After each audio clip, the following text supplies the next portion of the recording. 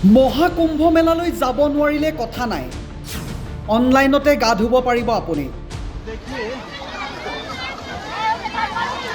तो इस तरह से आप डिजिटल कुंभ स्नान संगम पे कर सकते हैं।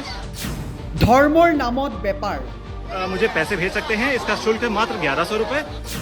মহাকুম্ভলৈ কায়িকভাৱে যাব নোৱাৰা ভক্তৰ বাবে ডিজিটেল স্নান সেৱা আৰম্ভ স্থানীয় ব্যৱসায়ী। দেশ বিদেশৰ কোটি কোটি ভক্তই ভিৰ কৰিছেহি মহাকুম্ভ মেলাৰ স্থলী। ৰাষ্ট্ৰীয় সংবাদ মাধ্যমত প্ৰকাশ পোৱা তথ্য অনুসৰি এতিয়ালৈকে প্ৰায় 55 কোটি ভক্তই মহাকুম্ভৰ ত্ৰিবেণী সংগমত পুণ্য স্নান কৰিছে। কোটি কোটি লোকে মহাকুম্ভত স্নান কৰিলেও বিভিন্ন অসুবিধাৰ বাবে মহাকুম্ভত উপস্থিত হ'ব পৰা নাই এক বৃহৎ পৰিমাণৰ ভক্ত। ইয়াৰ সুযোগ গ্ৰহণ কৰি প্ৰয়াগৰাজৰ এজন স্থানীয় ব্যৱসায়ীয়ে আৰম্ভ কৰিছে ডিজিটেল স্নান সেৱা।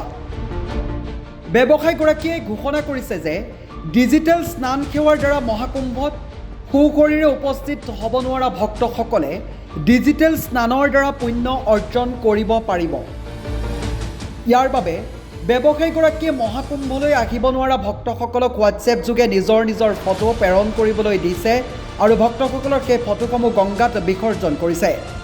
খবৰ অনুসৰি এই সেৱাৰ মূল্য প্ৰতিজন ভক্তৰ বাবে 1100 টকাকৈ ধাৰ্য কৰিছে ব্যৱসায়ীগৰাকীয়ে। এই সেৱাৰ আৰম্ভ কৰা ব্যক্তিজনৰ এটা ভিডিঅ' ছ'চিয়েল মিডিয়াত ইতিমধ্যেই ভাইৰেল হৈ পৰিছে। ব্যৱসায়ীগৰাকীয়ে সামাজিক মাধ্যমত প্ৰশংসা আৰু সমালোচনা দুয়োটাই লাভ কৰিছে।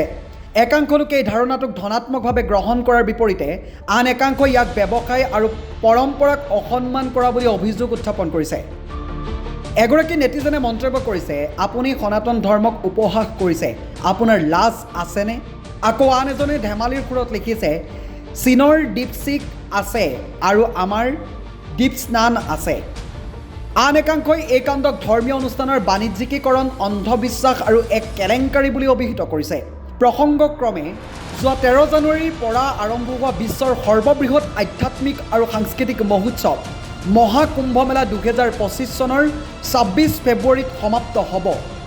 আৰম্ভণিৰ পৰা প্ৰতিদিনে 1 কোটিৰো অধিক ভক্তই ত্ৰিবেণী সংগমত গা ধুই আহিছে।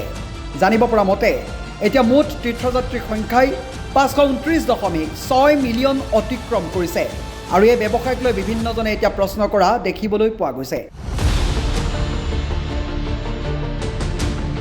নিউজ ডেস্ক ৰিপৰ্ট, সাম্প্ৰতিক বাৰ্তা।